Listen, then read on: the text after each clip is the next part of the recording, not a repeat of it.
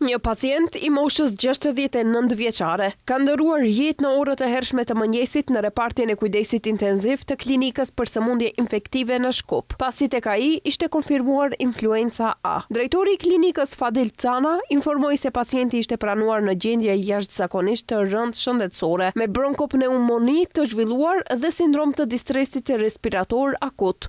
Pacientот vednash беше пристапено навремено од страна на медицинскиот тим во интензивно во оделот за интензивна нега, но покрај сите преземени мерки пациентот за жал почина. Пациентот е од внатрешноста, донесен во доста исклучителна тешка општа состојба, веднаш беше поставена механичка вентилација, кај него симптомите биле 5 дена пред прием во болницата.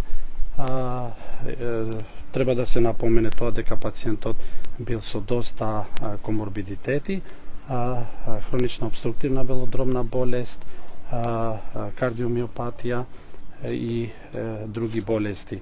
Simptomat, siç theksoi ai, ishin shfaqur 5 ditë para hospitalizimit dhe për shkak të seriozitetit të gjendjes, pacienti ishte vendosur në ventilim mekanik. Cana tha se pacienti nuk ishte vaksinuar kundër gripit sezonal, edhe pse bënte pjesë në grupin e rrezikut. Aktualisht në klinikën për sëmundje infektive janë të shtruar rreth 30 pacient të prekur nga gripi, prej të cilëve një ndodhet në gjendje më të rëndë klinike. Çdo ditë në klinik kryhen rreth 100 ekzaminime të pacientëve me grip, nga të cilat, siç tha Cana, shumica janë raste ambulatore. Më herët në të njëjtën klinik kishte ndëruar jetë edhe një grua 75 vjeçare, te e cila gjithashtu ishte konfirmuar influenca A. Edhe ajo kishte disa sëmundje kronike dhe nuk ishte vaksinuar. Në periudhën nga 5 deri më 11 janar, në vend janë regjistruar 2322 raste të raportuara të gripit dhe sëmundjeve të ngjashme me gripin, që është 34.6% më shumë krahasuar me javën paraprake, kur ishin 1725 raste. Gjatë sezonit 2025-2026, numri i përgjithshëm i rasteve të gripit dhe sëmundjeve të ngjashme me gripin arrin në 6147. Krahasuar me të njëjtën periudhë të sezonit të kaluar, 2408 raste, numri i rasteve të raportuara është rritur 2.6 herë, ndërsa në raport me mesataren e 15 sezoneve të fundit, 4841 raste, vërehet një rritje prej 27%. Autoritetet shëndetësore u bëjnë apel qytetarëve, veçanërisht personave nga grupet e rrezikut, që në kohë të kontaktojnë mjekun am.